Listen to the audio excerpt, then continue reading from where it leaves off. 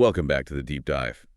Today, we're taking a really close look at political satire and maybe more importantly, communication strategy. Yeah, and specifically through the lens of someone who's become, well, one of Washington's most, let's say, memorable voices. You can say that again. Yeah. That voice, of course, belongs to Senator John Kennedy from Louisiana. Right. And we looked at a bunch of sources detailing his style, his arguments, and particularly focusing on his book, How to Test Negative for Stupid, and Why Washington Never Will.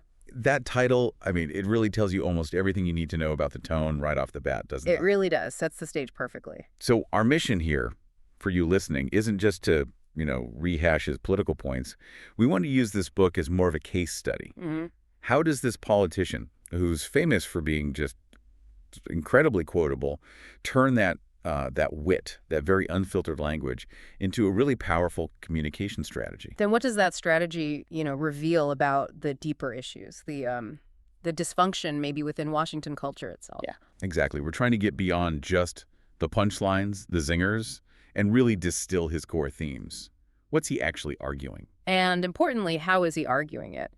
Analyzing the rhetoric is key here because the author's whole identity feels, well, completely wrapped up in the material. Right.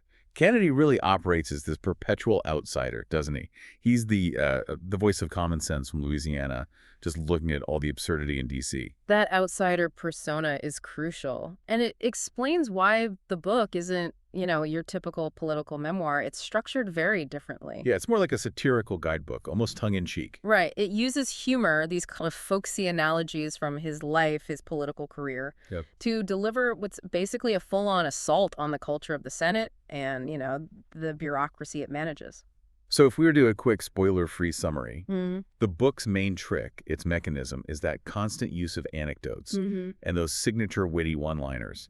He uses them to really highlight this huge gap, this unbridgeable gulf between the Washington insiders, the ones speaking in acronyms and jargon. Exactly. And the lived reality of regular Americans. And his targets are pretty consistent throughout. It's bureaucracy, it's special interests. And what he calls out again and again is just entrenched incompetence. Yeah. It feels less like he's arguing against a specific policy and more like he's attacking a whole culture, a culture that seems to reward making things confusing. And ridicule is his main weapon in that fight. Absolutely.